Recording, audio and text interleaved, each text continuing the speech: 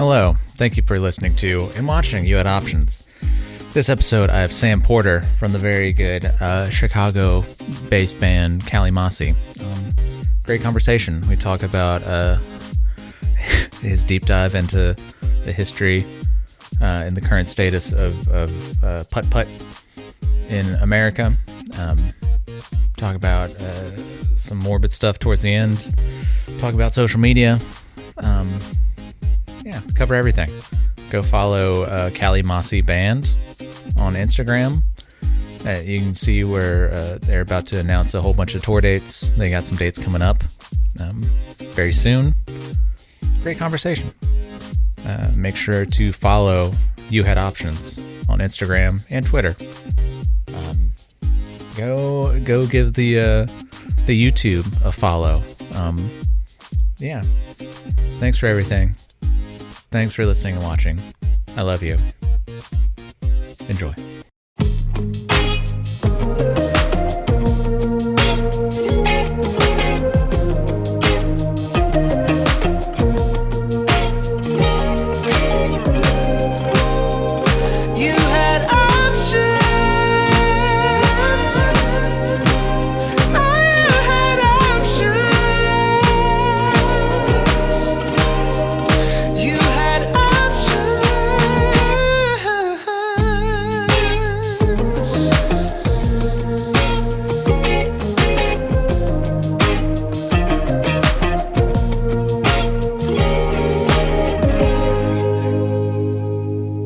Okay, Sam, thanks for joining me. How are you? No, I'm good. I'm chilling. I'm working from home today, so that's good. I'm having a good one. What can you talk? What do you do? Can you talk about it? I can't talk about it. Oh, the secrecy's killing me. No, it's cool. No, I work as a photographer. Right now, I'm working for this golf company, and I just shoot their like all their marketing photography for their little putter head covers and shit like that. Okay. Were you into golf before this company? No. Me either. I'm more of a mini golf man, I think. Same.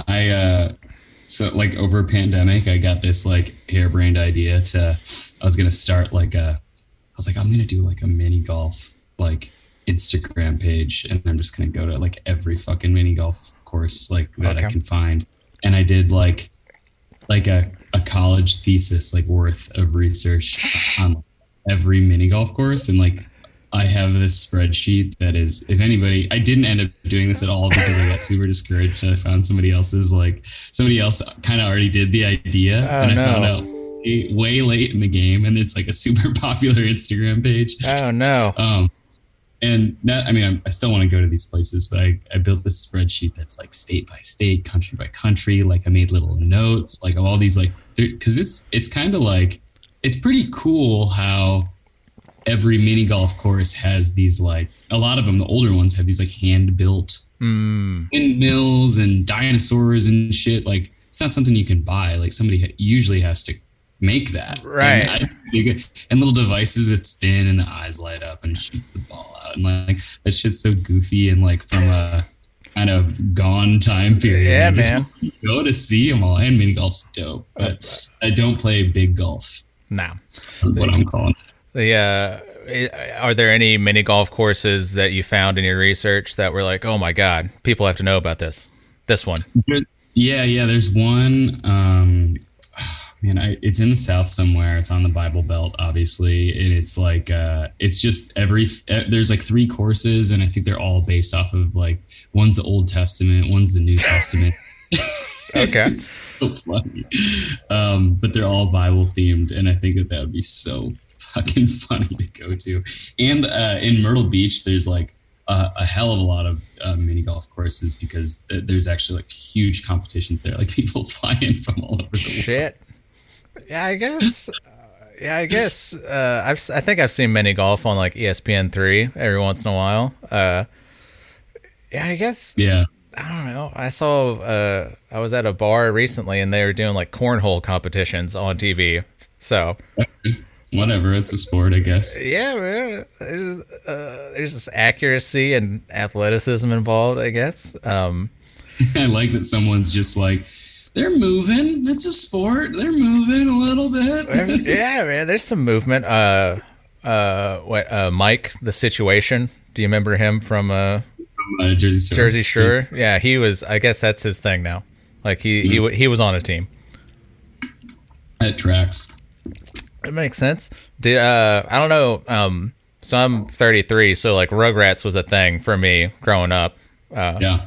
Did you watch Rugrats as a kid? Do you remember? Yeah, a lot. I watched it a lot. Okay, you talking about the mini golf course? There was like a mini golf course episode. There's a mini golf course episode? I'm sure I've seen it, but I don't remember it. And the thing was like, the final hole was like this big ice cream sundae, and they thought it was like real. And so they get inside the ice cream sundae, and they're like, what is, like, there's no ice cream in here. Oh, I love it. I love it. I always loved the episode where they go inside of Chucky. They like shrink and go inside. Oh, yeah. Because he eats like a watermelon seed, and they're like, fuck, his watermelon's gonna grow inside of him. We gotta get it out of there. Like, I think they go up his nose, and yeah, there's just like immediately like all these boogers that they have to get around. It's so funny. Rugrats is great. Do you usually so with the mini golf thing, do you usually get super deep into like organizing and like categorizing stuff like that? I don't know. Yeah, I think I'm like a professional half baker when it comes to like just doing things generally. Yeah. And I'll go so hard in the first half where like, yeah, I'll have like spreadsheets and like a whole fucking plan. And then like the second half doesn't exist. Like I just don't do it. But I don't know. That's something I definitely want to change about myself, because it'd be better to, follow through with shit. But yeah, I do love to do the like logistical parts of stuff almost as a way of putting off the real thing that you have to do, which is go play mini golf and like do the thing. But I like to have like all the info, at least first. I'd work great in a team where someone's more, and I can like be behind the scenes, All right. Do you for Kalimasi, do you do a lot of like the businessy stuff? I don't know, like booking shows and whatnot. Yeah, right now we don't have like a booking agent, so we're booking it. We've been booking a lot ourselves, and it's been kind of a challenge just because we've been spoiled and having booking agents for the past couple of years. Yeah. But yeah, I think between John and I, we kind of like split the duties a little bit. We did a European tour in 2021, and I kind of like handled the brunt of it, and it was a damaging experience because it was just too much. It was way too much for me, and like by the time I realized like I really needed help, it was too late to teach someone, like like it would have taken just as long to teach someone how to like be a teammate to me as it would for me to just fucking do it. Yeah. Just shit myself. So I just like, I was vocal with the band, like, hey, I fucked up. I should have asked for help, but this sucks for me right now. It's so deep. I feel that. I think that's a relatable thing where it's like, I can do all this shit. And then, yeah, you get waist deep in it and you're like, eh. Yeah. Oh shit. Yeah. I was talking about your photography earlier. I was creeping on your Instagram and I was like, damn, these are all nice pictures. I didn't realize you're a photographer. Oh, thanks, man. Yeah, I wish I did like more stuff outside of the 9 to 5 right now, but like if I like go through my camera, it's just like all golf shit right now. It's been a while since I did some like actual like fun work. Right. I love to shoot. Are you how long you've been messing with cameras, I guess? For a long time. I like kind of started shooting when I was in middle school, just like with a shitty digital camera and just being like not professional at all. I just like to document stuff and like make skateboarding videos with my friends, or Jackass was like running through our veins, so we're just like, let's film ourselves doing fuck that shit, so did a lot of stuff like that. I guess that's like the early interest, and then in school I like studied photography a lot, took all the photo classes I could and did all the film stuff, and did a little bit of it in college in terms of just like having like an actual like background that exists on paper. I did that. And then I was working back of house jobs forever. And I had a friend who got a job as a photographer at a music store in the city, and he was like, you should apply. And I did. My house had been robbed prior. Shit. And like I had all my camera shit got stolen except for my old film camera is like 35. And so I was like shoot with just film for a while. And then I got this job and I like kind of like earned some money and started buying camera equipment again. And, it's very weird how it's kind of snowballed into like very much the thing that pays all my bills. Yeah, I mean, it's not like I'm not doing like Nat Geo, like cool shit, but you know, I am getting paid to shoot photos, so I can't complain. You're not, what would be the dream job, I guess, photography job for you? Would it be a nature thing? Something mixed with like nature and people. I love portrait photography. I really do. And it feels very basic to say that because like take pictures of people and like I feel like everyone's a good picture because I like people. Yeah. But yeah, I follow, you know, like so many folks on Instagram that it just seems like they're always on at some location with some people. I don't know. I love camping and like I love traveling. So like I could just do that kind of thing, but I don't know how those people make a living doing it. I hate that that's a part of the equation, you know, but it is. So I would love to do that. Like, even though it's like, it's so overblown and kind of cheesy, like I would love to do the like van life thing and just fucking roll around the country and take photos of dope shit and hang out with my dog. It sounds great. That'd be sick. Yeah. Yeah. I guess that is a thing, like the van, living in a van, like a nice van and going around and doing shit. Yeah. That's how much they've like fucked our brains up that they've got us wanting to be like houseless. They've got us wanting to be like living in a van, which was the joke. Right. Living in a van. But I want to be down by the river in the van. Sounds nice. But now it's a nice van. It's not like a, 1991 cargo,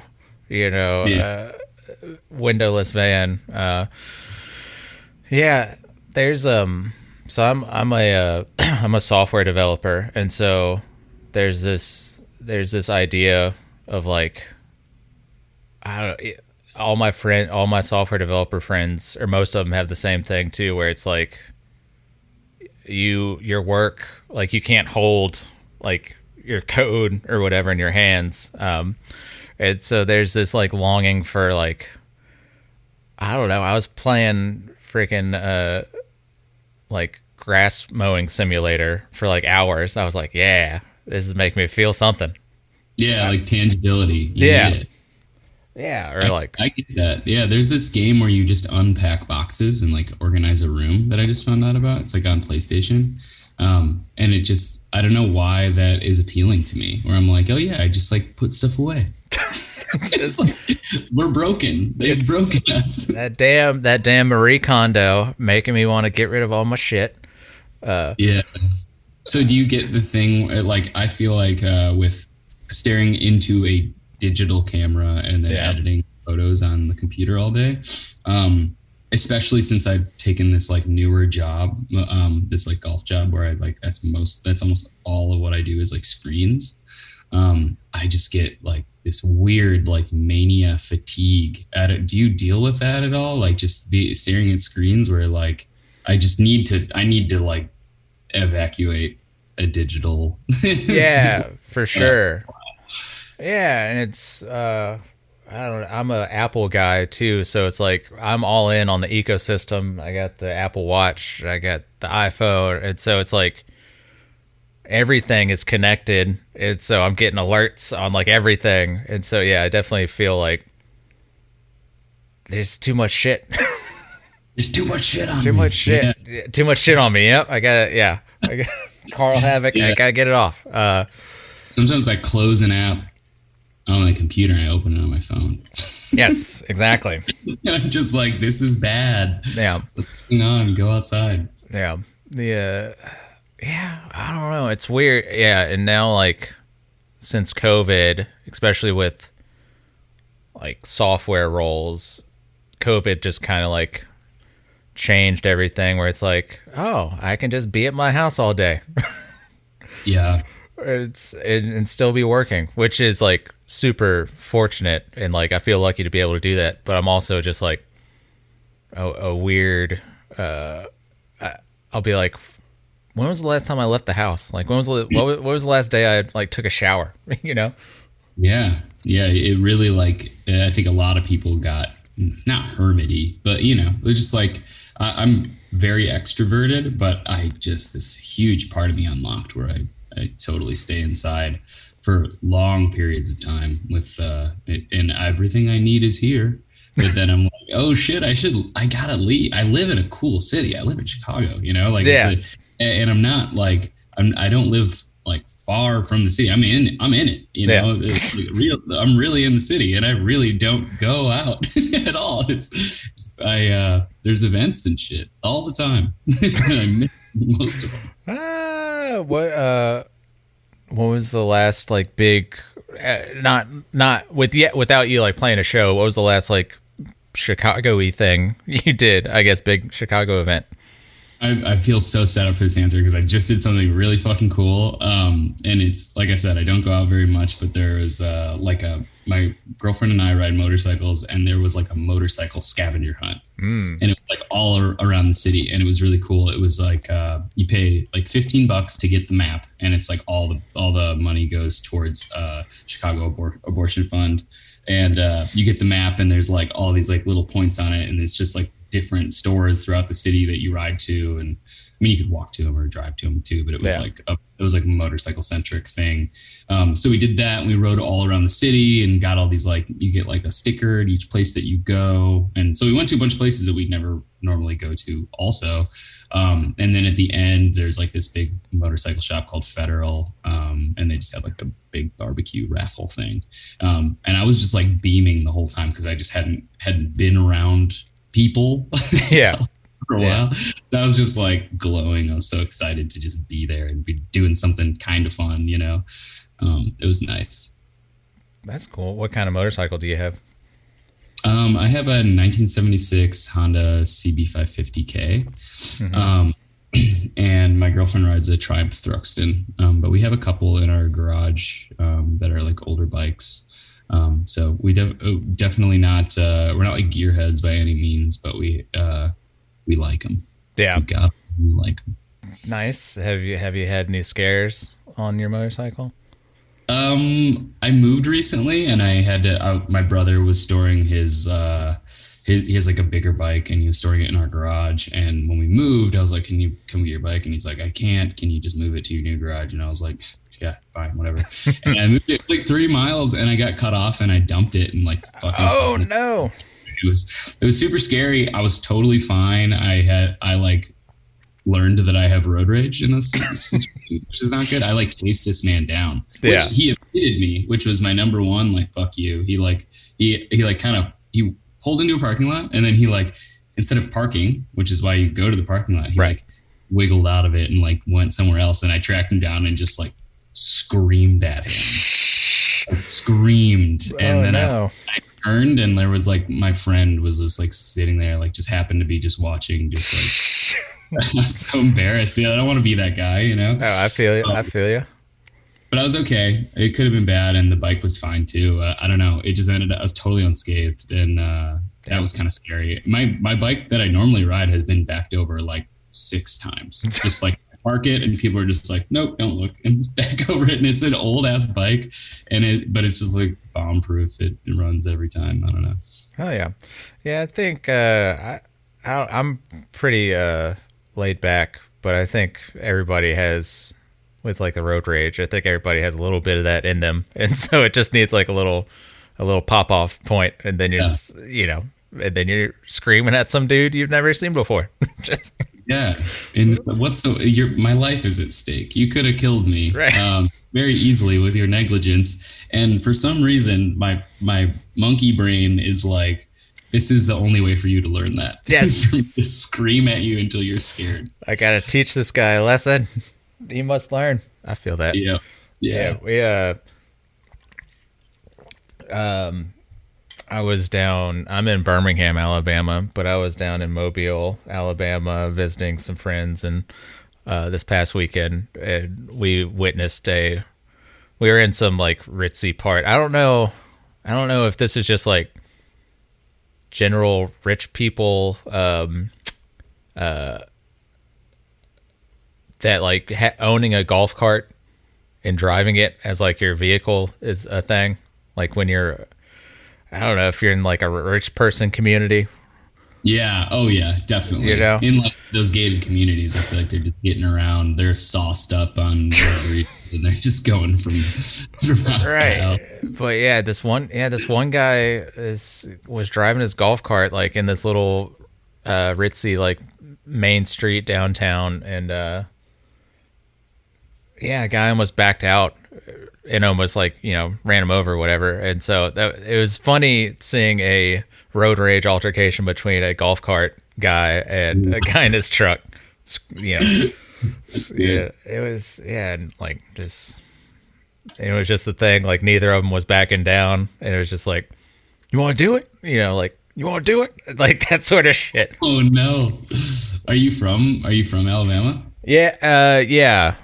I grew up in Mobile, Alabama, and then my girlfriend and I recently moved to Birmingham. Okay, what's going on in Birmingham these days? It's pretty cool. There's a lot of music going on. Like we moved at the end of May, and I went to just some random hardcore show on a Monday at this DIY place, and it was like sold out. I was like, damn, that's wild. Who was it? Who'd you see? I never even heard of the band before, because I'm not like a huge metal hardcore guy. But the band was called like the touring band was like, I can't even pronounce it. It's like oh my god, I can't even pronounce it. But I guess they're big, like Seguin. I couldn't read the font. Pretty much, yeah, dude. Okay, so yeah, I can't read the font, and the name in normal letters in Times New Roman is hard to read. Anyways, yeah, but it was cool. There's a lot of music going on. A lot of there's this cool place. The area we're in, there's this venue called Saturn that brings a lot of cool bands around. Like I think Pup is coming in September. Some other bands. Cool, that's awesome. Yeah, I don't think we've ever played in Birmingham or Mobile. Y'all should come down to Birmingham, and I'll set up something. I don't know. Yeah, that'd be great. We're booking a tour right now, and we're coming through. I thought we were gonna play in Mobile, but I just want to look it up to see exactly where we're playing because I didn't book it. Where the fuck is it?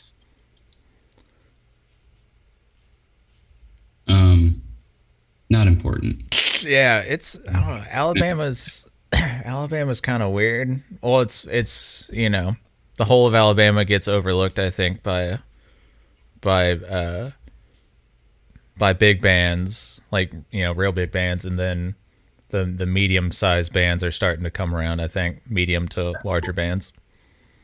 Yeah, I feel like that area of the South has always had like or at least used to have like a really great like mostly Christian hardcore scene. Yeah. Cool bands I think that were involved with that shit, which is not my shit, but I think it's cool that there, any music scene that exists is cool. Yeah, they've rebooted. I don't know if you've heard of Furnace Fest. Mm-hmm. So they rebooted that. I think they were supposed to try and do it before. Like I think they're supposed to try and do it in 2020, but then pandemic, and then I think the first time back was last year. Mm-hmm. Yeah, but seems like a good festival. Looks cool. Yeah, it's a lot of like. I think whenever it first started in like the early 2000s, it was a lot of like like you said, like Christian metalcore bands. Which isn't not my thing, but yeah. Yeah. What What kind of bands were you in growing up? That like bands that I played in. Yeah. I played in. I really haven't been in many bands. I played in one hardcore band called Shockfront that I played bass in. Cool. And that was cool. We covered a Gorilla Biscuit song, very short lived. I think I was only in the band for like a couple of months. You know, hardcore bands are just like, let's go, you're in or you're out. And then I played for a number of years in this band, in like a kind of like indie, like garage rock surf band called the Blue Waves, when I was like in high school. And that was pretty fun. And then pretty much right when that band broke up, I started what became this band. Okay. Damn. Yeah. So have you always been in Chicago? Around, yeah. When the band started, John lived out. I had just moved to the city from the burbs, and John still lived in the burbs. And yeah, we've always been kind of around here. But yeah, I think we just took it really slow at the beginning. First couple of years, we were just like writing and trying to, put together some songs for like an EP. We put that out, and then like when you're like a small band, you don't know how to like be a band. Like you should for sure. Like a small body of work and then tour the country. But we were like, we got a 7-inch out, like let's go. we had like an EP out, like just a CD, and we toured the country on it like so many times. It's kind of silly, like looking back. Like I don't know, I wish that I lived in a world where like you put out a release and you can like just like do stuff on it for a long time. But the way that the music industry is typically geared is like release, tours, really, and then like they make you think people are going to get bored, which is not true. Like last record we put out was a 2021, and that is starting to feel like it's super old, but it's not. And we haven't been able to play a ton of fucking shows on it. So let's go play shows. Also because it's just fun to play music, right? Be at shows. No one's gonna yawn at you at the show, like this one again, Yeah. It's definitely weird. Like, I don't know. And now, do you feel pressure to be like, oh shit, we gotta put out like a TikTok or something of our new song? I don't know. Yeah, I mean, we tried to do the TikTok thing like in the way that people were telling us to do it. Yeah. It's so not us. Like when we do it, we'll do it our way. And like we have a TikTok, and like we post like probably once every 6 months, and it's usually something not band related. It's just like dumb. Yeah. And I mean, that's fine. It's not, I get that it's got like a really viable, like you put your song on there.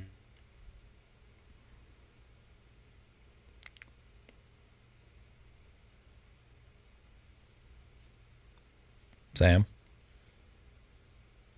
I think I lost you maybe.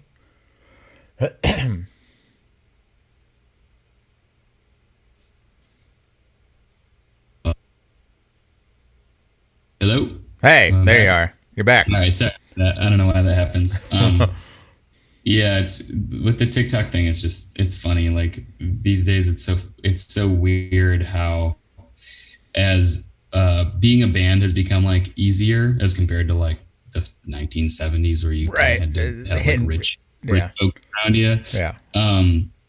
The trade is you can start a band and record music in your house and release it on the internet from your house, and that, and just like you can just do it all yourself. But the trade is kind of like you have to also be like your own booking agent, manager, record label, and like you have to wear all these hats, so social media, like all this stuff that like I don't think people who initially are just like, I like playing guitar is cool, like necessarily wanted to sign up for all this other shit. Yeah. But and not that it's bad to learn it either. Like I'm definitely a DIY person and like doing it myself, but I don't like having like my hand forced to like jump through these like hoops and do a little dog and pony show.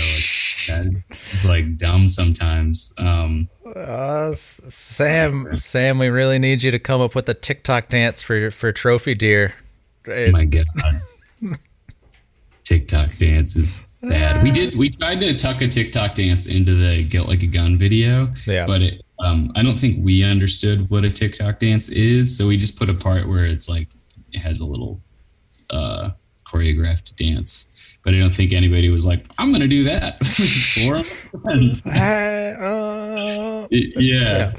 Oh shit. Yeah, it's I don't know, it's weird, and like I try and stay current on stuff, but like some stuff I don't really feel like I care, like you're saying, I don't really care about staying current on TikTok stardom. yeah, and it does seem like the general consensus for people right now is just like, people are just so over having to be on social media. It seems like the more people I talk to are just like, I fucking hate this. I Yeah. hate doing this. I hate how it makes me feel Yeah. to have to be engaging with this all the time. I feel like the invention of it is like, cool, let's highlight individuality and everybody has this voice to stay connected. But God, it's such an old man thing to be talking about social media. Yeah. But like, it does seem like it's moved towards like it's a hive mind, and Yeah. everybody's talking about things that we've already agreed that we're going to talk about, Yeah. and like, opinions that we've already agreed are good, safe opinions, or dissenting opinions of that. It's like it's just like such a binary, Yeah. where there's less like there are goofballs out there, but like you're a goofball for like hopes of getting like people's likes and comments and stuff. And I don't know. Sometimes it just feels like an upstream thing to me. Yeah. Being a goofball, like in a jackass sort of way, like in a, this is going to get like, eyes, or what do you mean? Like people just doing their fucking thing. Okay. Just being like, I don't know. Maybe I'm a little neurotic about it probably, but I definitely like feel like it's harder to be vulnerable on social media. At least for me, I'm almost like afraid of it. Like I'll like post something that's like even marginally personal, just like I really like this record. Yeah. I'll write like a little thing about like why I like the record, and then like a couple hours later, I'm like, I need to fucking delete that. Like, what am I doing? I feel that. I feel that. Yeah, I'll do that. I'll do that from time to time of like, especially, I don't know, if I put like a story up or something, I'm like, 30 minutes later, I'm like, I was going to delete that.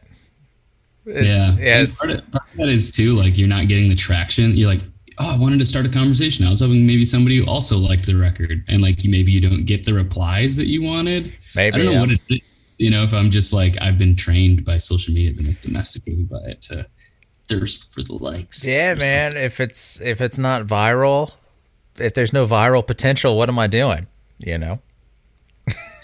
I get such a kick out of the like it's like the person like crying in the hospital that's like, I can't afford like my bill, and it's click the GoFundMe, and then they start doing the TikTok dance. And it's just like, oh no. Yeah. Like, please post the link. And Yeah. There you go. Yeah. There was a trend of like, I saw people making fun of like nurses that were doing like TikTok dances. I don't know if you saw this too, where it's like a nurse would be in the hospital like doing TikTok dance or whatever, and then it would cut to like the cut to the patient like holding the camera like that. Yeah. Like filming them. Shit. I don't know, man. Yeah, social media is so weird, and cool. Especially with like a band that has, you don't want to think of like your songs as like content or whatever in that way, because it seems like the way like the term content seems like, oh, this is just like, it's disposable, whatever the thing is. Yeah, it's like a digestible thing. Like someone take it and then take it in, and then they're done with it. Right. It's yeah.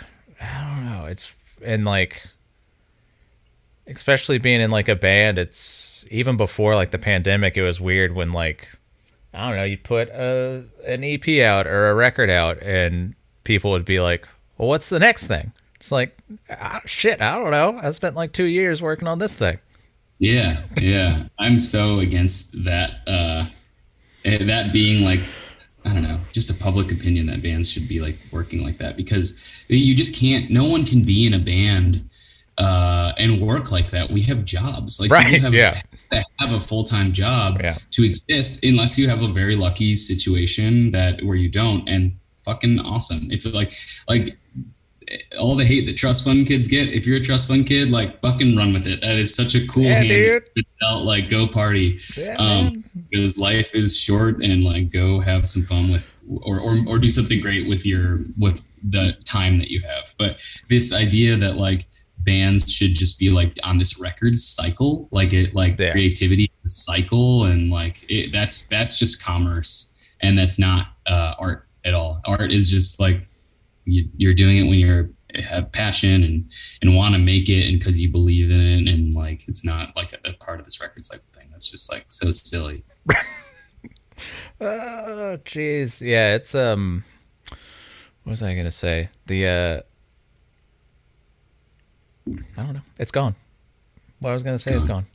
Just like that. Like the content, it is gone. Yeah. Do you guys like? Do you guys have like? We're putting out this record. We need to have like X amount of videos, like for songs. Like, is that a conscious thing? No, I think the reason why I think we have so many videos is just because we like to make videos. Right. Like Yeah. we made all of them ourselves with friends. And yeah, it's just like making videos is so fun. And I think that really does come back to like growing up in like the Jackass, like VHS camera era thing. I just had this great conversation with John about it, because John put together this documentary when we were in Europe. We were all filming pretty much the whole time. So we had like all this content, and John like slapped it together into this like full length documentary about our time there. And his point was just like the reason why we know about the dudes in Jackass and why we think they're funny people is like just because someone filmed them. You know? Not that they are. Oh no. Sam.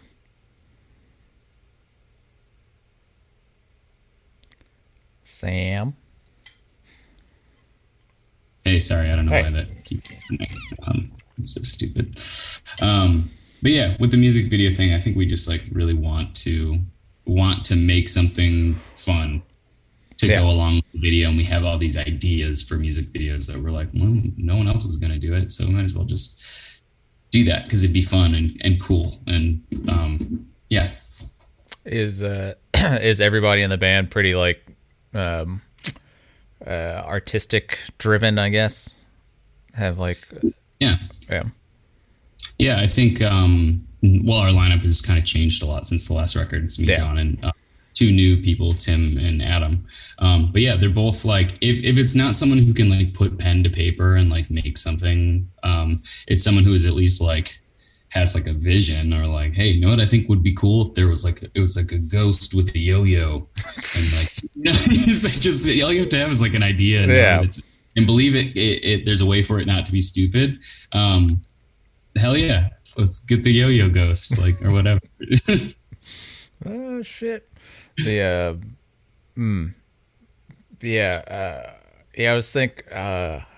was just thinking of you're talking about the trust fund kids, and I was like, if your parents, if you got a Wikipedia article and your parent, you got your parents listed and they've got clickable names, just live your life. Let it. Yeah. Oh, I mean, the Strokes are just there is like a click through link to a click through link to a click through link. Man. Jared got some money. Yeah, dude. Julian Casablancas is, like whatever fashion industry. I forgot what his dad did, but whatever. Something where he's got connections. It's easy to hate on people like that, and I completely get it because we have like huge class separation and it's very unfair. But at the same time, if people are just taking advantage of the fact that they like have a break, I think that's cool. And then what are you supposed to do? Julian Casablancas was born on third base. What are you supposed to do? Yeah. You only got one. You can't run back to second. Can't run backwards. That's not how the game works. Yeah, I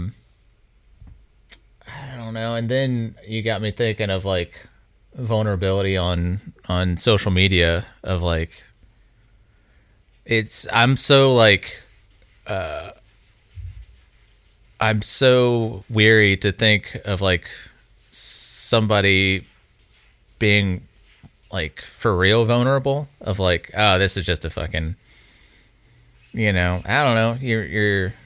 There was this LinkedIn post from the CEO recently for this tech company that they had like a big set of layoffs, and then he posted like on his personal LinkedIn page like a picture of him crying and like, this is the hardest post I've ever had to make, sort of thing.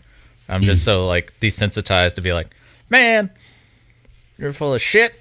I don't know.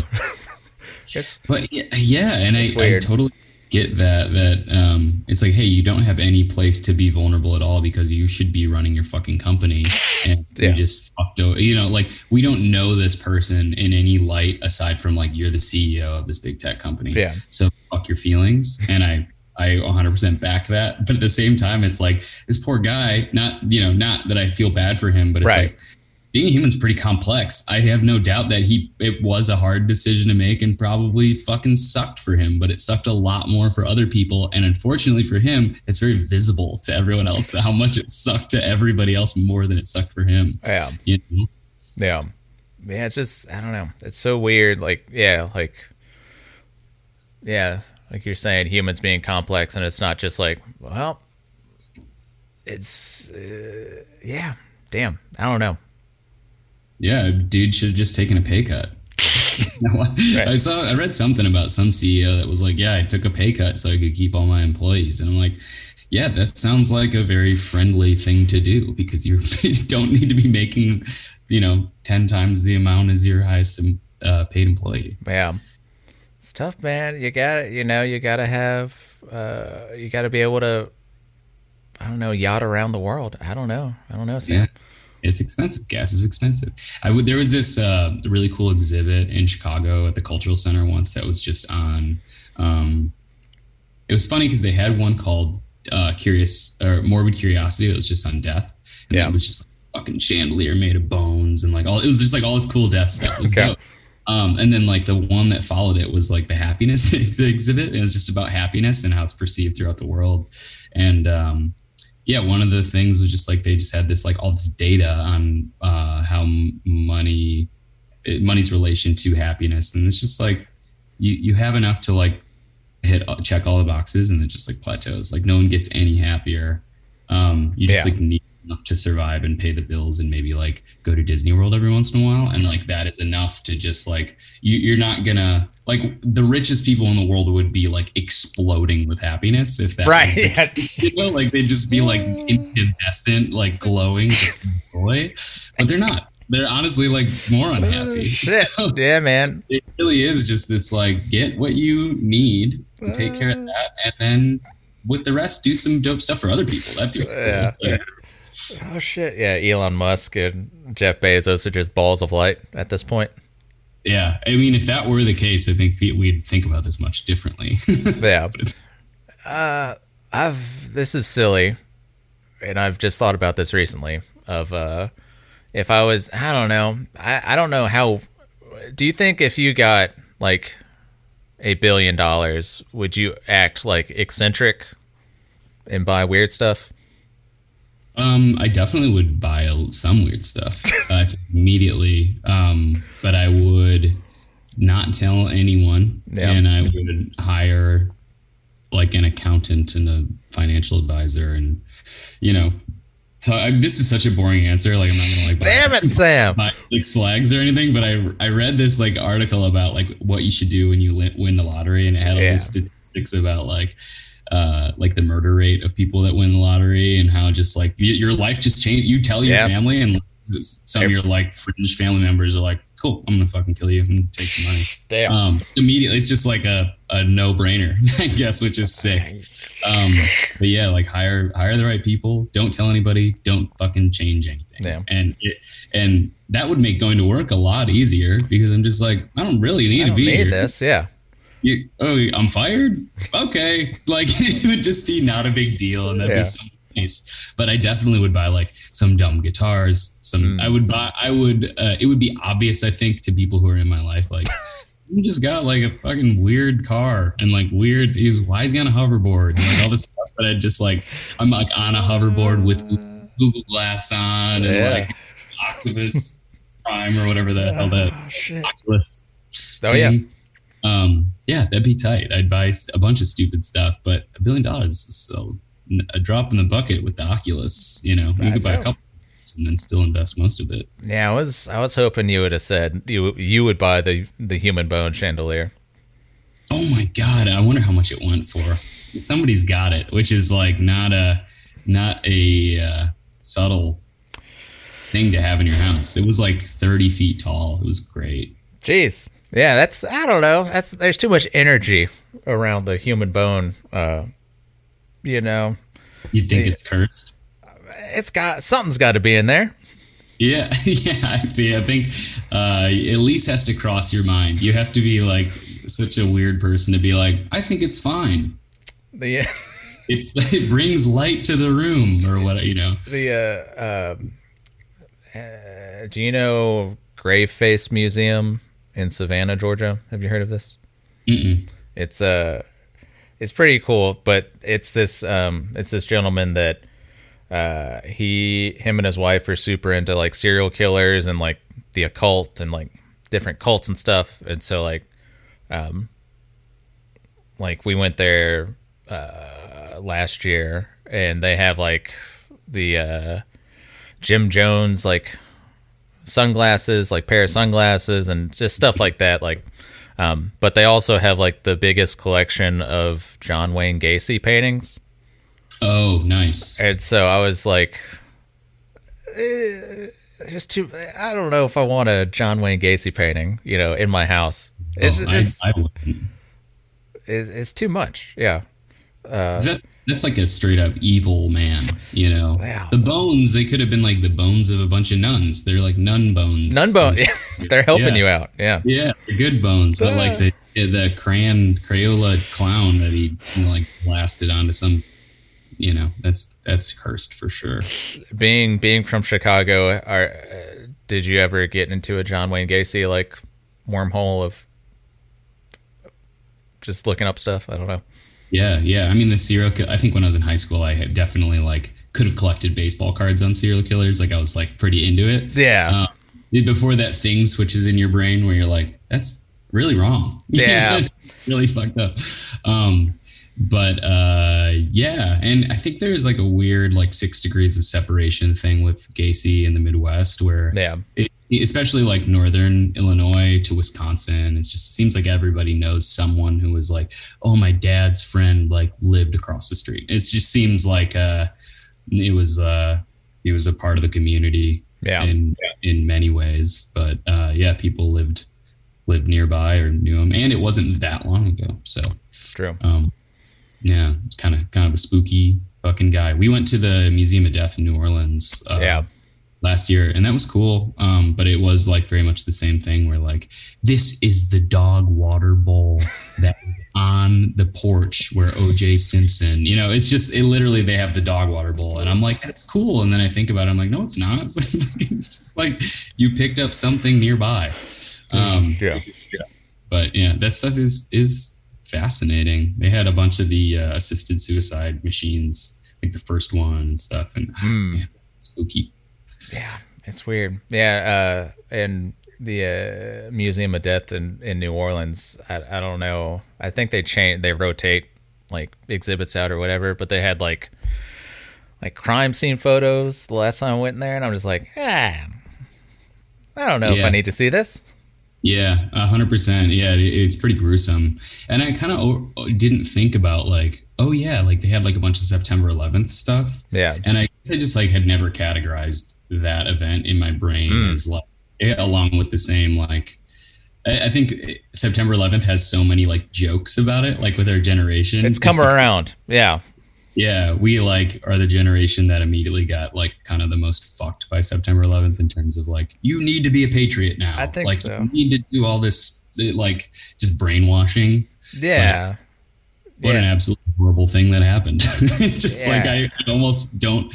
That wasn't the first thing that I think of when I think of 9/11, and it was a really shitty thing. A bunch of people like died. That sucks. Yeah, it's weird. Yeah, I remember where I was September 11th. I think I was in like 7th grade.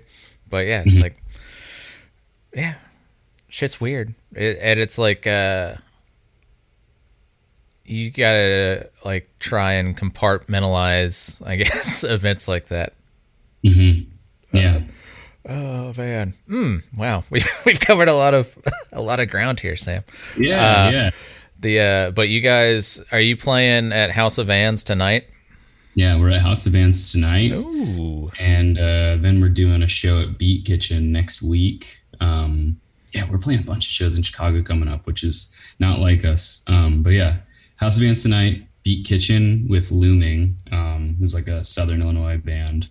On next Thursday, September 1st. And then we got a show in Green Bay on September 16th and a festival in Lisle, Illinois on September 30th. Damn. So yeah, and then announcing some tour dates pretty soon for around fest time. So cool.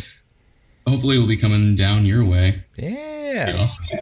We'll set something up. Have you guys played at House of Vans before? No, I've been to a bunch of shows there. I didn't know this is kind of like a local show. Oh, that's cool. But yeah, it's at House of Vans, and they've got a huge stage, and like it's a big skate park, and they're giving us shoes and stuff. So I'm really excited. Yeah. Are they gonna be like cool shoes, or are they like, oh, we got these orthopedic shoes we've been trying to get rid of? They're gonna be Vans in some form. I'm sure that. I'm hoping they're not the ones with like flames on them or whatever, but whatever. I'll take what I can get. Free shoes, that's great. Hell yeah, that'd be cool. Maybe they'll take, maybe like, I don't know, at like the Nike campus in Oregon. Maybe there's like a Vans lab where they're gonna like take 3D images of your feet and like perfectly sculpt a pair of shoes to your feet. Oh, that would be awesome. Yeah, that would be great. Well, yeah, man, we've done like 50 minutes. Do you have any all posts, or I'll say, your show's coming up because this will come out next Monday. But yeah, do you have any parting words or anything you want to say? Yeah, just keep a lookout for, like, man, we're doing a bunch of stuff actually soon. We're gonna putting some videos out. Like I said, there's like a documentary thing that we've kind of been like soft teasing that we are gonna put out at some point, and yeah, some tour dates and everything. And yeah, this was great, dude. Just like kind of like shot the shit for a while. So yeah. What is the how long is it gonna be? 20 minutes? 50? How long is the documentary? Dude, we had like 10 hours of and like the first cut that we did was like 4 hours long, and we were like, John, there's no way. We don't want to watch it. Like, no one else is gonna want to watch it. So yeah, it's gonna, I don't know, we might put out episodes, like segments, something like that. But it's a total towing cost. I think it's interesting, but it's like I'm so close to what it is, and I'm friends with everybody that's in the video. So yeah. How interesting is it to somebody else? That will be determined by other people. Hey man, I'm sure there's some Cali Mossy heads out there that are just chomping at the bit. Well, hang on for a second, but Sam, you had options, but you decided to talk to me, and I appreciate it. Yeah, man. Thanks for having me.